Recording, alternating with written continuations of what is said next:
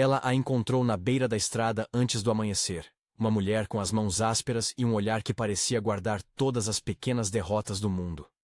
O carro vinha devagar, como se o gigante que o dirigia tivesse esquecido a pressa de ser poderoso. Havia sangue no canto da boca do homem, um corte raso na têmpora que manchava a camisa branca, e o peso de anos nas pálpebras que mal se abriam quando ela o tocou. Ela não sabia quem ele era. Sabia apenas que ele precisava. Carol agiu sem pensar. Pegou o lenço que sempre carregava, enrolou o cabelo para trás e enrolou o tecido sobre a ferida. Suas mãos tremeram, mas a voz foi firme. Fica quieto, eu vou buscar ajuda. A chuva que começara como rumor aumentou. O carro, mal estacionado, lamuria latas torcidas, e a estrada cheirava a terra e óleo. Do outro lado, numa sacola rasgada, um caderno de desenhos amassado deixara escapar páginas rabiscadas por uma mão miúda. Borboletas, uma casa com janelas de coração e um pequeno poema rabiscado que ela reconheceu sem saber por quê. O homem abriu os olhos, e pela primeira vez naquelas noites intermináveis em que sonhara com uma lembrança impossível, sentiu algo que não era dor. Calma. A calma veio da mulher redundante na simplicidade, que limpou seu rosto com água morna de um cantinho de cozinha improvisada, e com um gesto tirou o casaco encharcado do próprio corpo para cobri-lo. Ele, que comandava salas inteiras onde decisões moldavam destinos, nunca fora visto assim. Pequeno, dependente, entregue a um gesto inventado por alguém que nem sabia seu nome. Você... como se chama? Ele perguntou, em voz abafada, tentando sorrir sobre a dor. Carol, ela respondeu sem cerimônia. Fica, eu chamo a ambulância. Ele tentou agradecer, e as palavras saíram tortas, diluídas na chuva.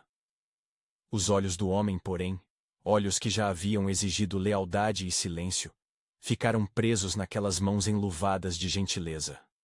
Houve, naquele instante breve, uma memória que não pertencia à lógica, um pequeno verso sussurrado no colo de alguém, uma tatuagem de borboleta que ele jamais esqueceria, o cheiro de sabão que vinha da pele de uma mulher que deixou seu nome no tempo. Tudo se encaixou não por evidência, mas por uma sensação. Havia ali algo familiar, tão tênue quanto o embalo de uma canção perdida.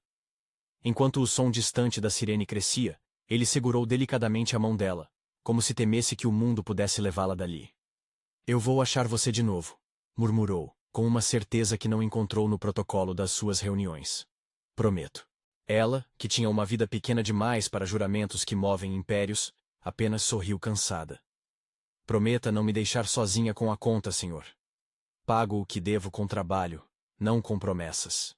As luzes azuis cortaram a madrugada, e a ambulância tomou a curva da estrada como um animal pesado. Carol observou enquanto eles o levavam. Algo no olhar do homem ficou para trás, um rastro que ela não soube como acompanhar. A chuva continuou, e o caderno de desenhos ficou preso pela esquina da mesa, uma borboleta desenhada que vibrava em tinta preta. Se você gosta de histórias de amor com reviravolta, inscreva-se para não perder o final. A moradia onde Carol vivia não pedia mais do que um teto. As paredes guardavam cheiros de sopa simples e promessas quebradas. Era um quarto único, sem luxo, onde uma cama dividia espaço com uma mesa de ferro e um fogareiro. Betty, filha de Carol, tinha mãos de artista e olhos de quem vira cedo demais a dureza do mundo. As unhas sempre sujas de grafite, o cabelo preso num rabo desalinhado, e um caderno sempre em volta do peito como se fosse um escudo. O desenho era seu refúgio. Ela desenhava para entender as coisas, a mãe, as janelas, as pessoas más que batiam palmas para parecerem superiores.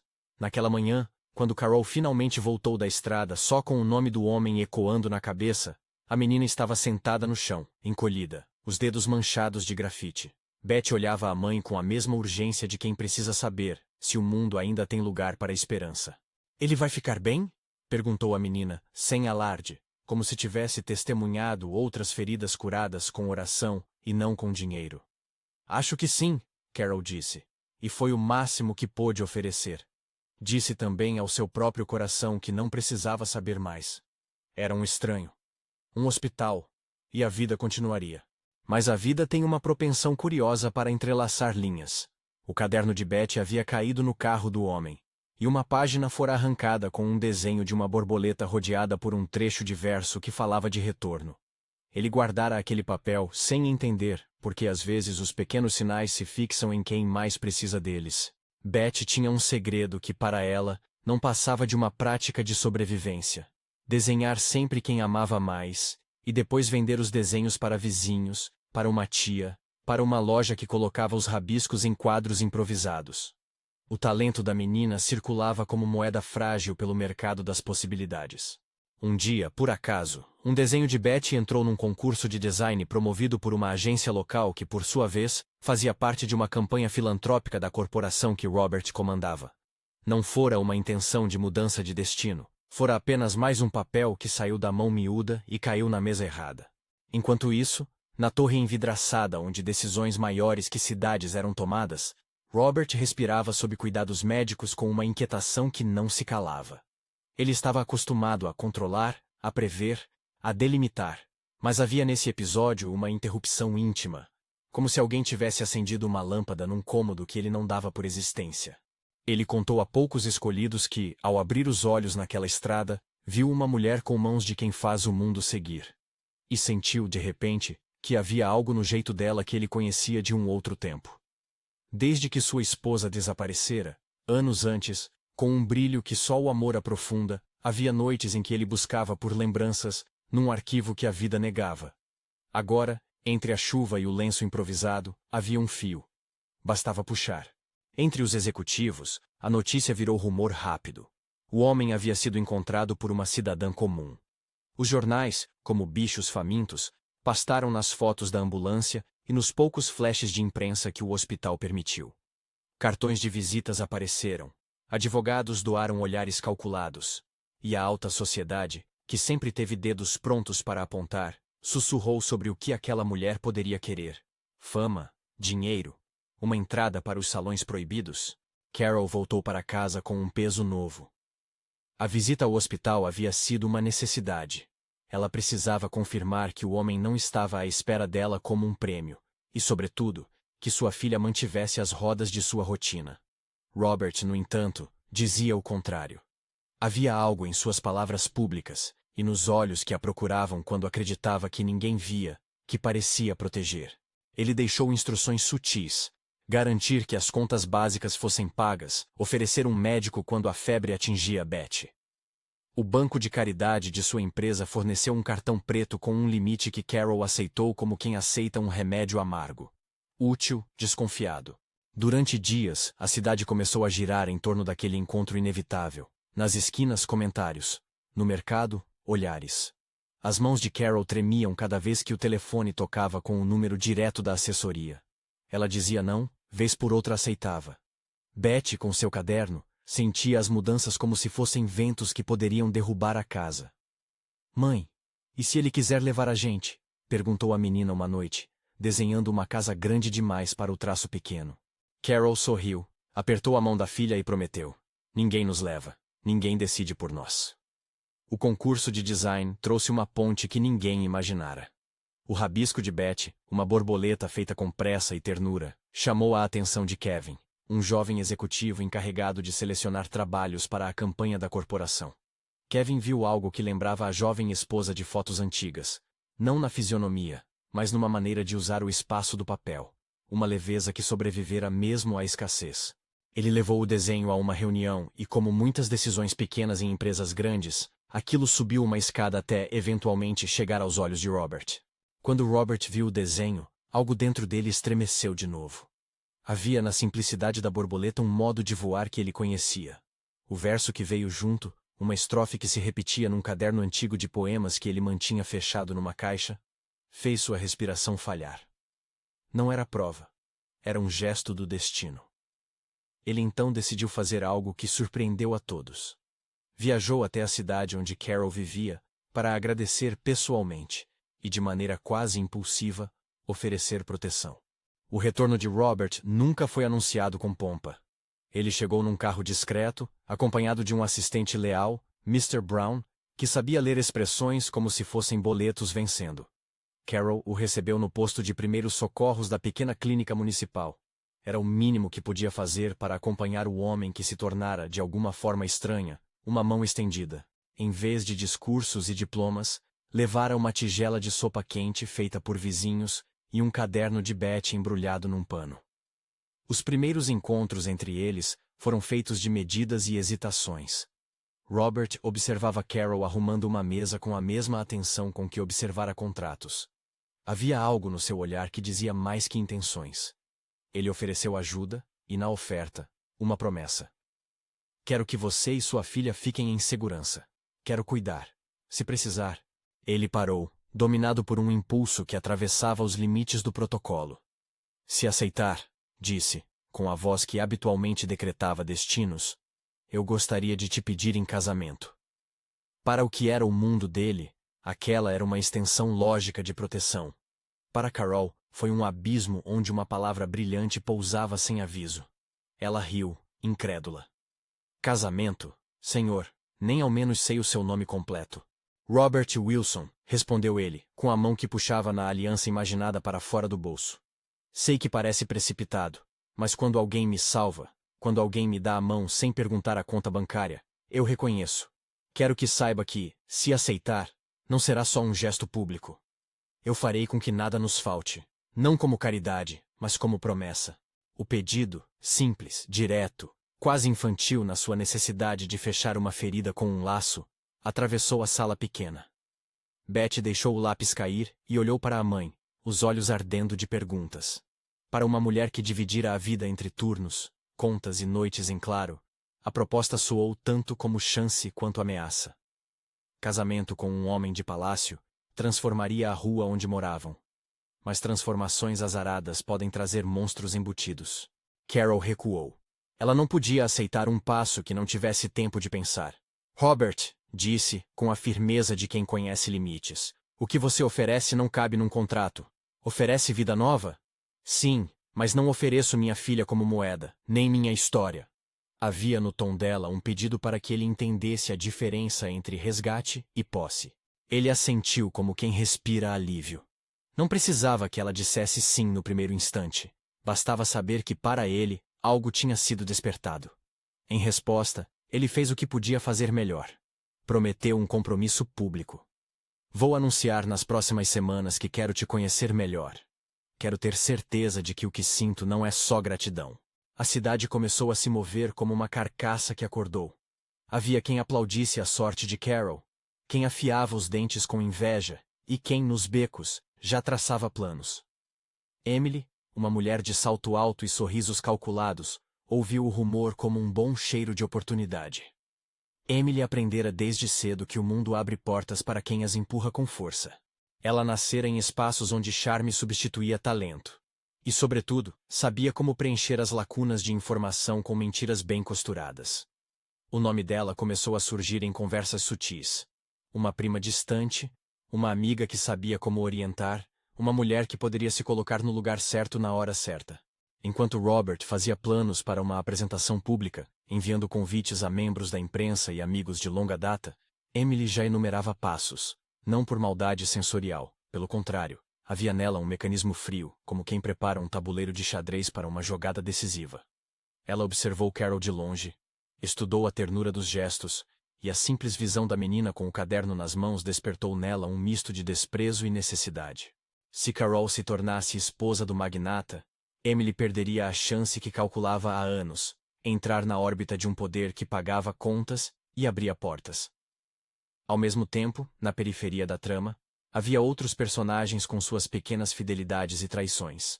Daniel, um jornalista de coração mole, sentia-se dividido entre cobrir a história e proteger a privacidade de Carol.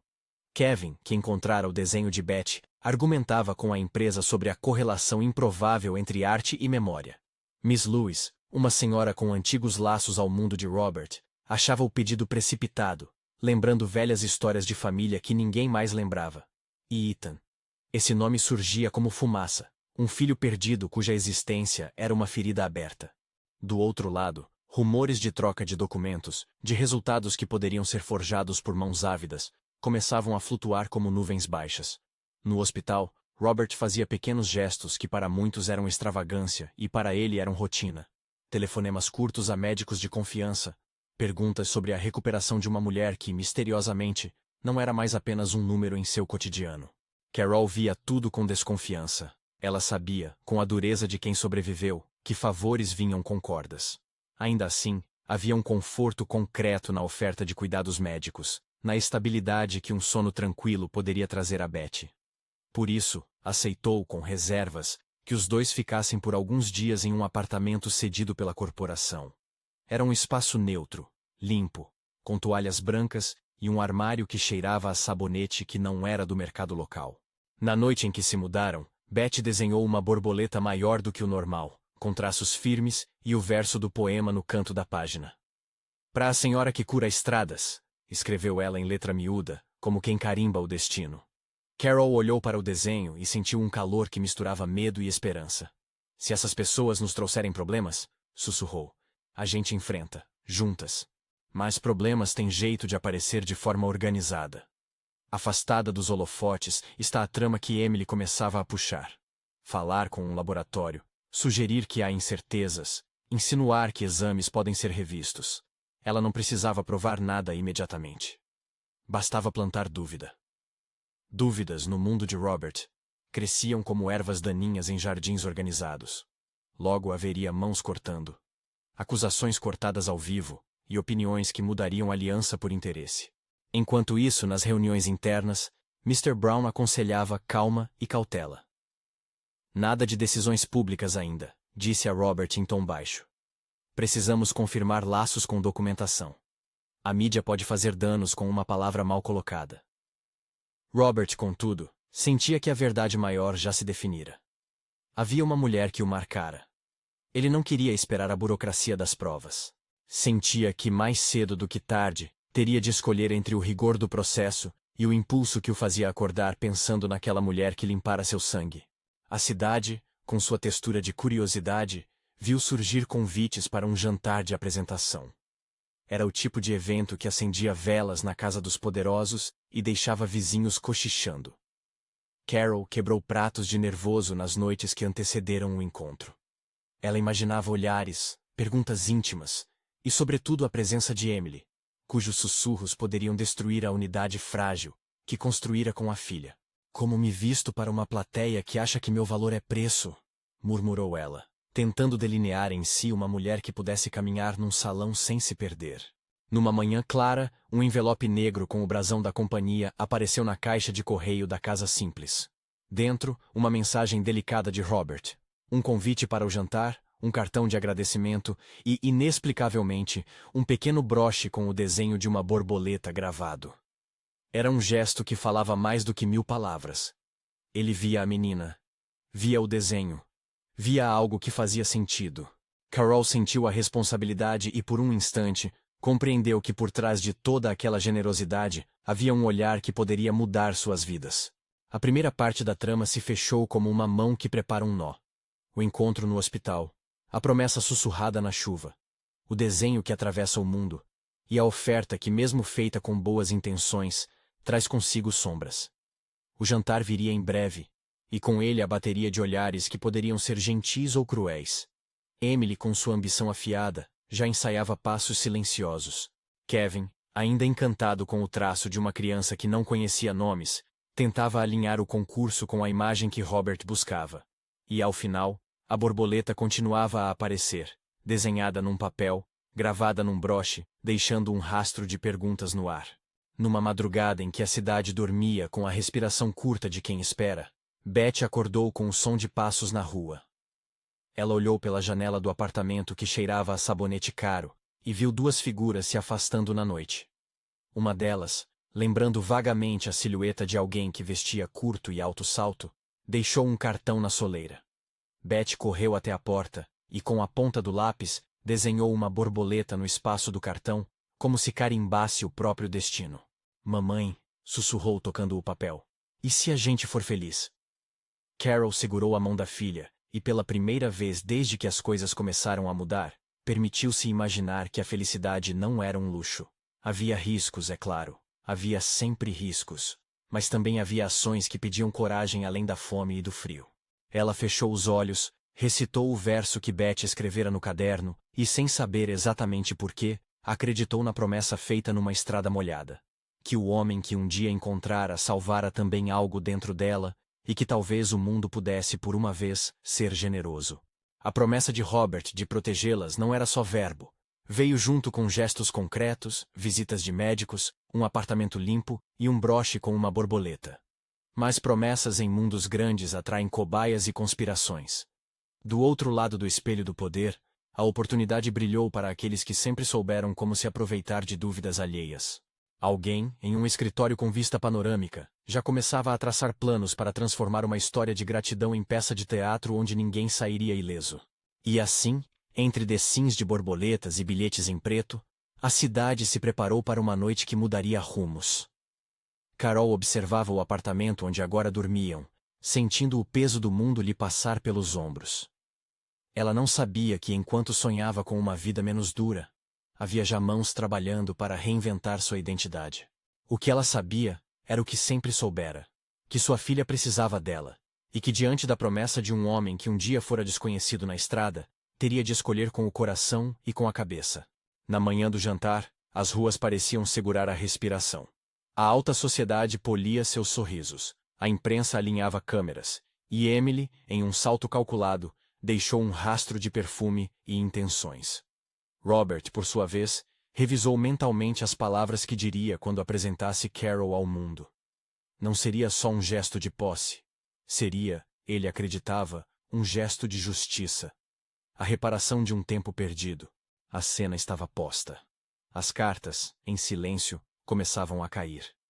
Havia risos à distância e passos que ecoavam nos corredores. O broche de borboleta descansava sobre um lenço branco, e Betty segurava o caderno com a mesma força com que segurara a mãe no passado. O jantar prometia revelações e abraços, e também o início de uma guerra velada que ainda não se conhecia por inteiro. E no centro de tudo, uma mulher que um dia havia parado para cuidar de um homem ferido na beira da estrada, se preparava, sem luxo e com medo, para entrar num palco que poderia transformar sua vida para sempre. O jantar chegou como uma pequena tempestade de luzes e tecidos.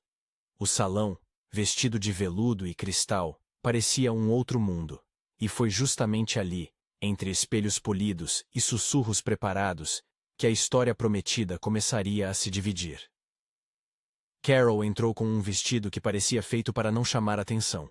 Limpo, bem cortado, sem ostentação. Betty, ao seu lado, segurava o caderno com a borboleta dobrada, como se a página fosse um talismã. Robert observou a cena com um sorriso contido. A mão pousada na parte de trás da cadeira, enquanto apresentava aquela imagem aos convidados, com uma postura que misturava orgulho e devoção. A imprensa, por mais contida que estivesse, agitava microfones atrás de sorrisos profissionais. Emily chegou mais tarde, como se demorasse para dar o tom de uma entrada calculada.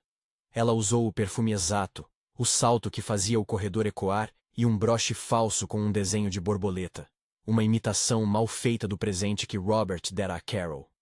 O gesto foi simples, mas carregado. Colocar o símbolo no peito antes de sentar-se, como quem rouba um lugar à mesa, enquanto todos aplaudem. A primeira metade da noite seguiu com pequenas cortesias. Robert fez um discurso que se pretendia casual. Agradeceu a cidade, falou de responsabilidade corporativa e deixou escapar uma frase curta que atiçou sussurros no salão. Há gestos simples que transformam o maior dos homens. Carol recebia elogios medidos. Seus olhos procuravam os da filha a cada sentida cortesia. Betty desenhava em segredo, rabiscando uma borboleta com traços firmes, sem que ninguém a visse. No fundo do salão, Kevin sussurrou para Mr. Brown. Tem algo estranho nos arquivos do laboratório. As amostras vinculadas ao caso da senhora desapareceram do sistema por horas ontem. Mr. Brown, que sempre medira suas respostas, apertou o queixo. Cuida disso em silêncio. Sejam discretos. Kevin deixou o prato sem tocar muito, com a mente trabalhando em cenários que o faziam suar frio. Emily, discreta, manteve o olhar afiado em Carol. A impostora sabia que a hora vinha. Uma queda de prestígio, uma indisposição pública, uma dúvida plantada no coração de quem observava, e isso seria o suficiente para derrubar a que ela via como rival.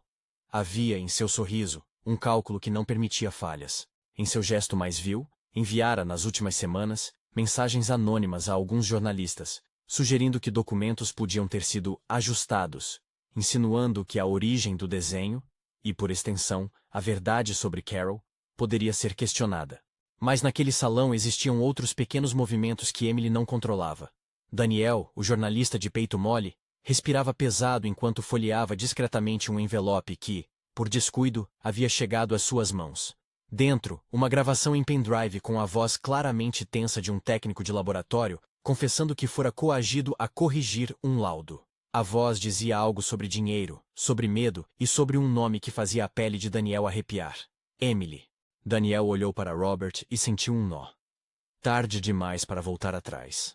A verdade, ao menos parte dela, já jazia num dispositivo pequeno, esperando que alguém tivesse coragem de tocar o fio que ligava as tramóias. Enquanto isso, na cozinha do salão, correntes de serviço se agitavam por outro motivo. A roupa de uma garçonete encontrou um bilhete, descartado, com instruções para desacelerar certas bebidas da noite. A garçonete, de olhos grandes e honestos, mostrou o papel a um chefe de salão que, por sua vez, foi relatar ao responsável pela segurança.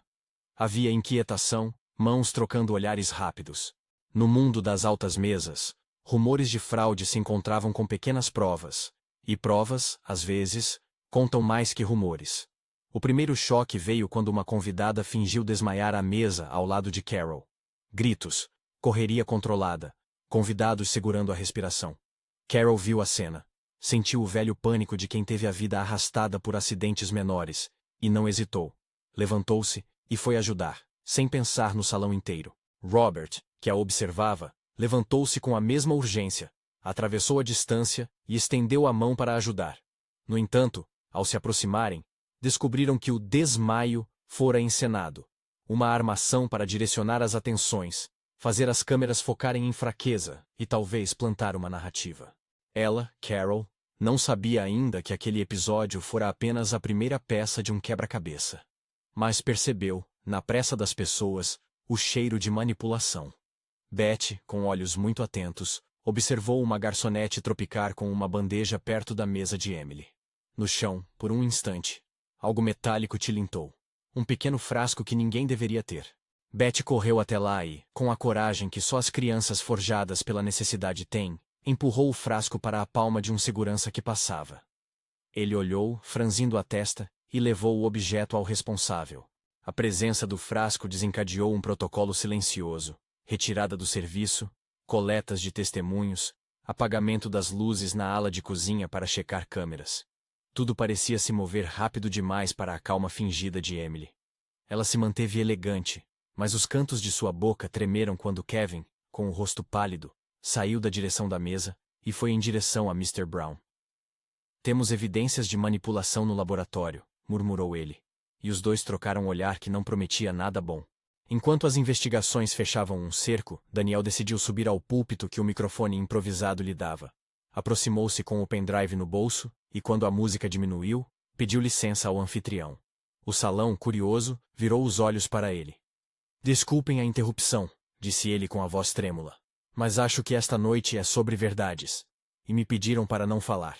Porém, eu vim aqui por respeito a uma mãe que não merece ser destruída por uma mentira." Daniel então fez o que parecia impossível.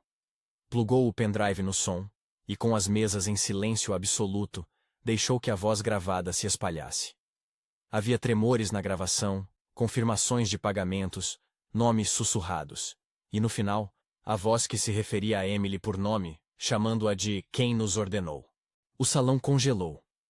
Entre os convidados, sorrisos que antes eram condescendentes se perderam. Emily ficou lívida. Ela tentou intervir, negar, mas a prova ali soava como sineta que não se podia desligar. Robert levou a mão ao peito, visivelmente chocado e magoado pela traição que crescera ao seu redor. Ele olhou para Carol com olhos que naquele momento não eram de um homem que apenas reconhecera um gesto de bondade. Eram de alguém que sentia que seu mundo havia sido manchado em nome de vantagem. "Isso não fica assim", murmurou, "mais para si do que para qualquer um." O alinhamento de peças prosseguiu. Mr. Brown acionou a polícia presente entre convidados. Havia sempre, em eventos daquela magnitude, uma equipe discreta. Kevin apresentou os arquivos que mostravam o acesso irregular aos laudos de DNA. Um técnico, tomado pela culpa, apareceu entre os convidados com o rosto encharcado de remorso. Ele confirmou, com voz baixa, que havia recebido ameaças e ofertas para adulterar resultados. As investigações, que por semanas se moveram por salões fechados e cofres, abrindo portas, agora vinham à tona com a força de quem se nega a ser silenciado. Emily, acuada, procurou um rosto entre os presentes que poderia salvar seu plano. Encontrou o de Rachel, uma intermediária que por meses fizera pequenos favorzinhos que se tornaram crimes maiores. Rachel, diante do público, sentiu o peso crescer como uma prensa. E então, quando a verdade parecia demais para a vaidade, ela recuou. Em prantos e palavras curtas, confessou ter trocado uma amostra quando ninguém olhava, por ordem de Emily. Havia, junto da confissão, um envelope com mensagens e transferências que ligavam Emily a pagamentos. A polícia recolheu documentos, pendrives, tudo o que foi possível. O jantar, que deveria ser um palco de gala, transformou-se em tribunal instantâneo. Mas a trama ainda guardava um último ato. A tentativa de negar a ligação entre Carol e a família de Robert. Em meio ao caos, Emily tentara apresentar um suposto documento que provaria que Carol não tinha aquela tatuagem antiga que Robert lembrava. Que a marca da borboleta não pertencia à mulher que o ajudara. Porém, Kevin, que havia passado noites inteiras analisando fotos antigas, apresentou um arquivo digital.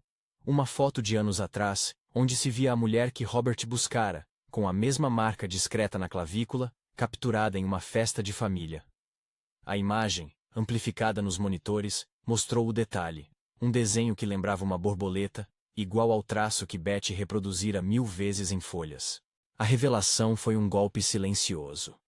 Robert agarrou a mão de Carol sem pensar se a cena seria vista. Precisava naquele momento ancorar-se. Eu sabia, disse, a voz baixa. Eu senti. Não era só orgulho. Era reconhecimento. E do outro lado, Miss Lewis, com lágrimas, lembrou-se de um poema que a esposa de Robert costumava recitar na infância de Ethan. O verso que Betty desenhara no caderno, tão infantil, tão simples, encaixava nas memórias de uma família que vinha de longe. A polícia levou Emily e seus cúmplices para prestar depoimento. Alguns gritaram, outros deram risos nervosos. A altura do escândalo corroeu reputações. No entanto, como todo palco dramático, a queda teve também espaço para a redenção. Rachel, que confessara, foi poupada de acusações mais severas por colaborar com as investigações, enquanto os que arquitetaram com coração frio, advogados, lobistas que aceitaram pagamentos, não evitaram medidas legais. A corporação enfrentou auditorias que rasuraram a festa das aparências e abriram janelas para que a verdade ventilasse sem medo. Entre a confusão, uma figura reapareceu. Ethan, tímido, de olhar cuidado, entrou no salão acompanhado por um advogado que era amigo da família. O rapaz se aproximou de Robert, como quem caminha por uma ponte antiga, com cautela e medo de quebrar algo. Havia, em sua expressão, o cansaço de quem levou anos carregando a ausência. Encontrou, porém, mãos estendidas. A DNA, que antes fora manipulada, fora reexaminada por uma equipe independente, e as novas provas, agora públicas, apontavam para o que sempre estivera latente. Ethan era filho legítimo de Robert. O reencontro foi menos grandioso do que se poderia imaginar. Houve mais lágrimas, abraços embaraçados e perguntas sem resposta do que discursos triunfantes. A família, que fora espalhada por interesses e mentiras, começava a se montar de novo, peça por peça. Depois da tempestade, veio a calma tensa. Havia a necessidade de reparar. Carol precisava de garantias, Betty precisava de paz.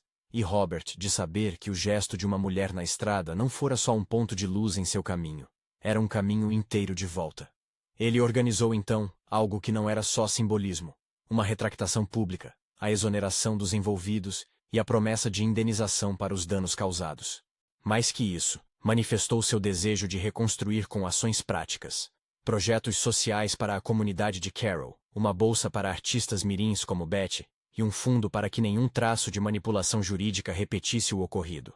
Mas, para Robert, havia outra necessidade urgente, a de reconhecer o que sentia. Na manhã seguinte ao escândalo, quando o mundo parecia girar mais devagar, ele foi até o pequeno apartamento, onde mãe e filha haviam voltado para organizar as coisas. Ele tocou a campainha como quem pede licença, e quando Carol abriu a porta, viu nele uma alteração que nenhuma cena de poder havia ensinado. Vulnerabilidade.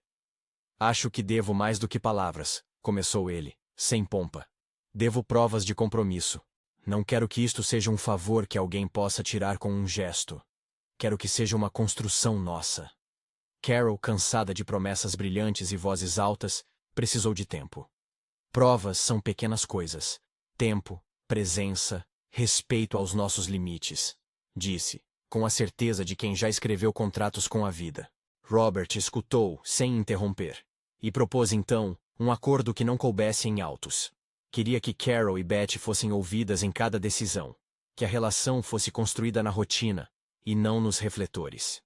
Namore comigo se assim você quiser, disse ele. E quando achar que é hora, me diga. Eu quero seu sim quando for livre, não quando for arrancado pela imprensa. Ela sorriu, com uma leveza que vinha de meses de medo. Não sou uma peça para casar no impulso, respondeu. Se você quer ficar, fique. Mas fique no dia a dia. Eu não vendo minha menina por manchetes. Ele concordou. E lentamente, começou a se construir uma relação que não dependia apenas de propostas cinematográficas, mas de pequenos acordos. Robert passou a ir à escola de Beth para ver uma exposição de arte. Ajudou a reforma da casa com discreta eficiência, sempre consultando Carol sobre cores e compras. Sentou-se à mesa para contar coisas banais que histórias de vida anteriores haviam negado a ele. O amor que brotou não foi instantâneo apenas. Foi confirmado no cotidiano, na defesa pública, na presença em noites de febre e no silêncio respeitoso diante das recusas dela. O convite formal veio semanas depois, mas não como um golpe de marketing. Foi no mesmo posto de primeiro socorro onde se encontraram pela primeira vez. Robert, agora mais calmo, ajoelhou-se. Não porque precisava provar que era rei, mas para mostrar que sabia onde seus próprios pés haviam tropeçado e como queria caminhar ao lado dela. Ofereceu um anel simples, firme, com um pequeno desenho de borboleta gravado no interior, como se o símbolo que unira suas vidas precisasse estar protegido por dentro, não exposto para aplausos. Carol, disse ele, aceita casar comigo? Aceita construir uma família com Betty e comigo? Prometo que este será um caminho feito de escolhas nossas. Carol olhou para a filha, que enxugava discretamente os olhos, e então para Robert. Não houve pressa, mas também não houve dúvida. Sim, disse ela com a voz que parecia se firmar numa nova raiz. Sim, se for para ser construído assim. O casamento foi simples como um segredo que se tornou público por merecimento. Havia uma mesa com desenhos de Beth. A borboleta estava ali em guardanapos, em um broche real e não forjado, e em uma pequena escultura que Kevin trouxera como presente, feita com as linhas do primeiro desenho que vira. A cerimônia reuniu os que haviam sido aliados verdadeiros. Mr. Brown, que descobrira sua própria lealdade a valores e não a aparências. Daniel, que se desculpara por expor de modo improvisado e agora sorria com alívio. Miss Lewis, que limpava lágrimas de orgulho. E até Rachel, que participava da construção de uma reparação silenciosa. Os antagonistas enfrentaram consequências. Emily, cujo sorriso nunca indicara remorso, viu os caminhos que abrira se fecharem. A justiça atuou, e ela enfrentou as medidas cabíveis por fraude e por instigar a manipulação que quase derrubara uma vida. Alguns cúmplices, como o técnico coagido, receberam termos mais brandos ao colaborar com as autoridades. Os vereditos públicos não apagaram a dor, mas deram um nome àquilo que acontecera. Crime e tentativa de destruição de reputações. No retorno para casa, depois da festa que selou alianças e incentivos, Carol, Robert e Betty caminharam por um parque ao entardecer. Havia simplicidade no gesto. Um sorvete dividido, um banco sob uma árvore, uma conversa que não exigia câmeras. Ethan, integrado com cuidado, passava a visitar com frequência, reencontrando com cuidado os pedaços da vida que havia perdido. As crianças da vizinhança vieram ver a mulher que um dia cuidou um homem na estrada, e agora, vivia com outra realidade. O poder de um gesto simples fora maior do que qualquer sala de conselho. Transformara o destino de quem ousou ser gentil. Meses depois, as sementes da reconstrução germinaram em projetos reais. A fundação que Robert criou não foi apenas fachada.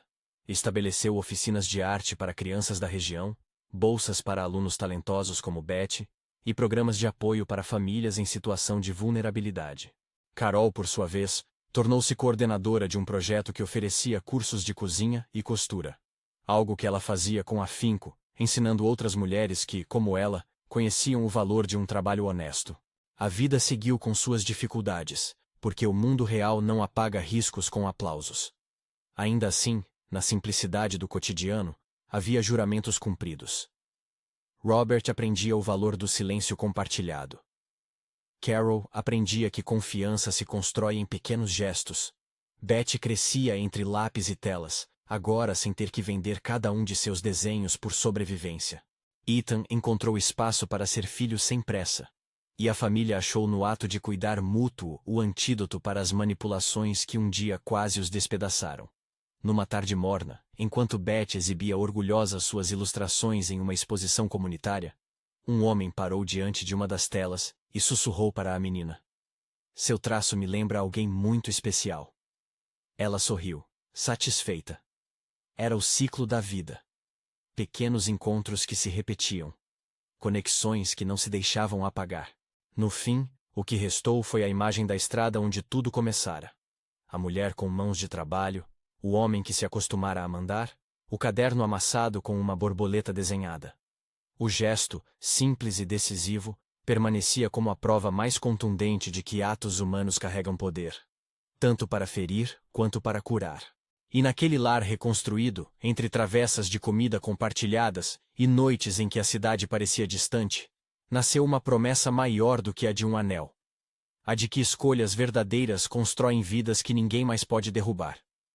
Se essa reunião familiar te emocionou, curta e conte nos comentários qual momento mais te tocou.